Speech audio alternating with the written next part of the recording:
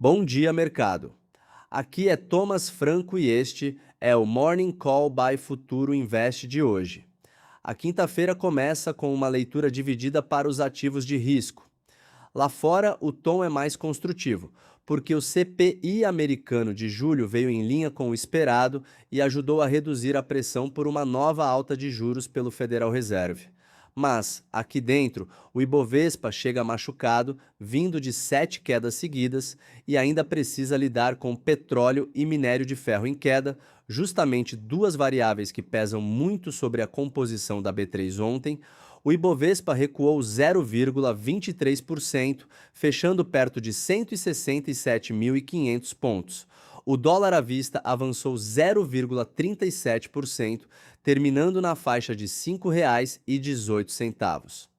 Essa combinação mostra bem o que vem incomodando o mercado local, porque mesmo quando o Wall Street ajuda, o Brasil ainda sofre com prêmio fiscal, curva de juros pressionada e rotação negativa em ações de peso.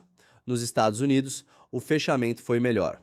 O S&P 500 subiu 0,26%, o Nasdaq avançou 0,54% e o Dow Jones ficou praticamente de lado, com leve queda de 0,04%.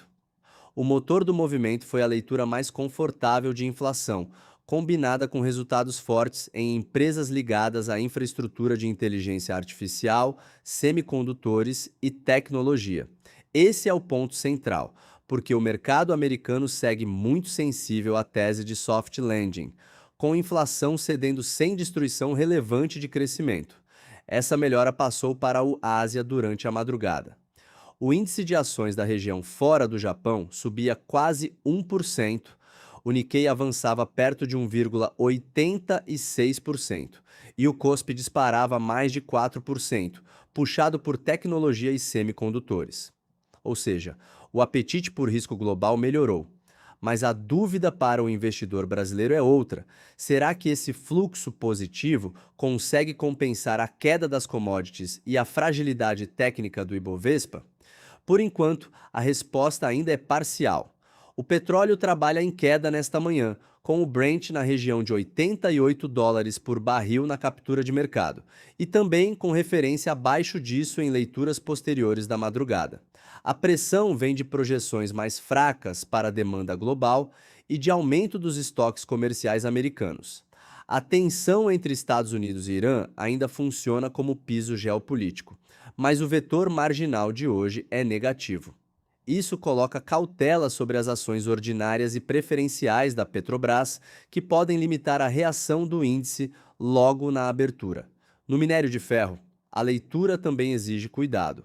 A referência em yuans recuava 1,80%, perto de 707 yuans por tonelada, enquanto a referência em dólares aparecia praticamente estável, ao redor de 95 dólares por tonelada.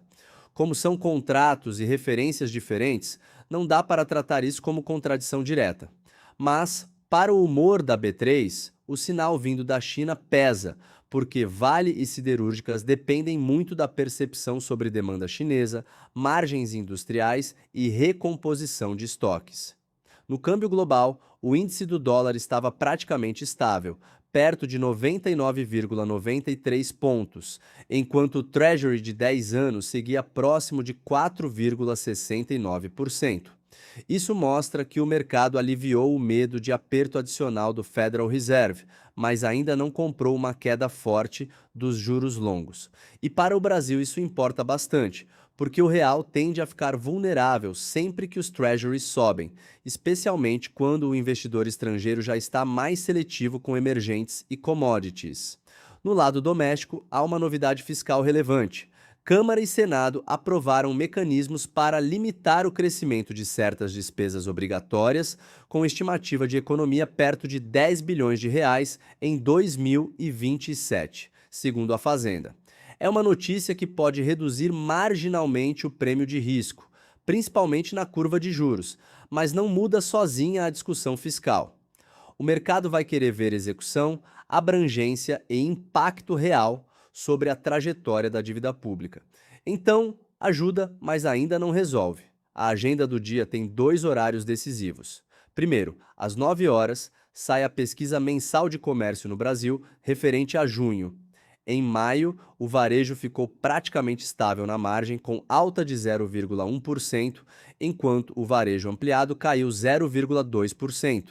Para junho, o consenso aponta avanço de 0,3%.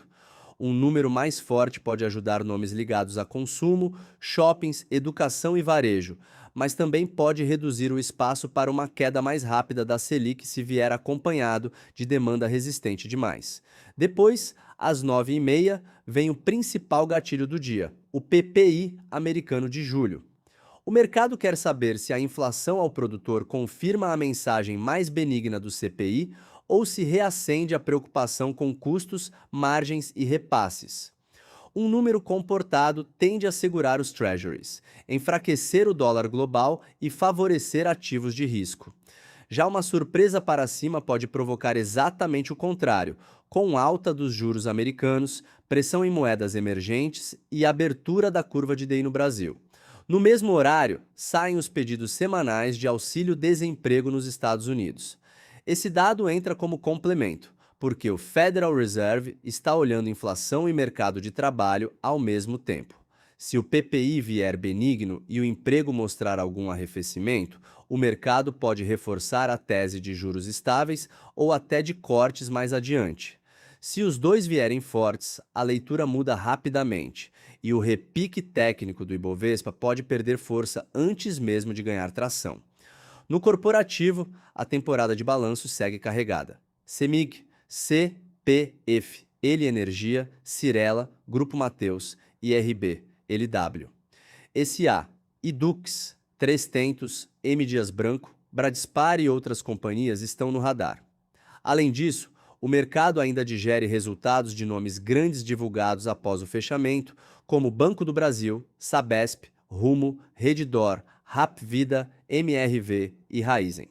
A palavra do dia deve ser dispersão, porque o índice pode até abrir misto, mas vários papéis devem andar por histórias específicas de margem, alavancagem, guidance, provisões e geração de caixa. Banco do Brasil merece atenção especial, porque o mercado está muito concentrado na qualidade da carteira de crédito, especialmente no agronegócio, e na evolução das provisões. Para bancos, o lucro isolado não basta, tá? O investidor quer entender inadimplência, custo de risco, capital e capacidade de preservar dividendos. Qualquer sinal de deterioração mais forte pode contaminar o setor, enquanto uma leitura mais controlada pode ajudar a aliviar parte do estresse recente. Do ponto de vista técnico, o Ibovespa chega perto de uma região importante, usando máxima, mínima e fechamento de ontem. O pivô clássico fica na faixa de 167.600 pontos. A primeira resistência aparece perto de 168.100 pontos e o primeiro suporte fica pouco abaixo de 167.000 pontos. Então a leitura para a abertura é objetiva. Acima do pivô, o mercado tenta construir repique, abaixo do suporte, aumenta o risco de continuidade da pressão vendedora. Minha leitura para os primeiros negócios é de abertura mista, com possibilidade de repique técnico, mas ainda sem sinal suficiente para chamar isso de reversão. O exterior ajuda, principalmente por causa de Wall Street, Ásia e tecnologia. Porém, petróleo, minério, Vale e Petrobras podem reduzir o alcance dessa reação. Para o investidor, o ponto não é sair correndo atrás de alta curta, mas observar confirmação de fluxo, comportamento do dólar, inclinação da curva de DI e força real dos setores domésticos sensíveis a juros. Para carteiras, isso significa manter seletividade, ativos de qualidade, com balanço forte, baixa alavancagem e boa geração de caixa tendem a atravessar melhor esse tipo de mercado. Já nomes muito dependentes de commodity ou de fechamento rápido da curva podem oscilar bastante ao longo da manhã. Em renda fixa, qualquer alívio fiscal e externo pode favorecer marcação a mercado dos prefixados e IPCA+, mas o PPI ainda é o divisor de águas do dia. Então, o pregão começa com uma janela de estabilização, mas não com cheque em branco para risco. O mercado global está melhor, o medo de alta imediata do Federal Reserve diminuiu e a Ásia entregou um sinal forte. Ao mesmo tempo, o Brasil vem de 7 quedas, commodities estão pesando e a agenda das 9h30 pode mudar completamente o humor.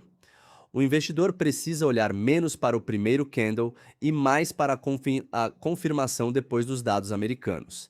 Este foi o Morning Call da Futuro Invest, o seu guia diário no mercado financeiro. Até amanhã, pessoal!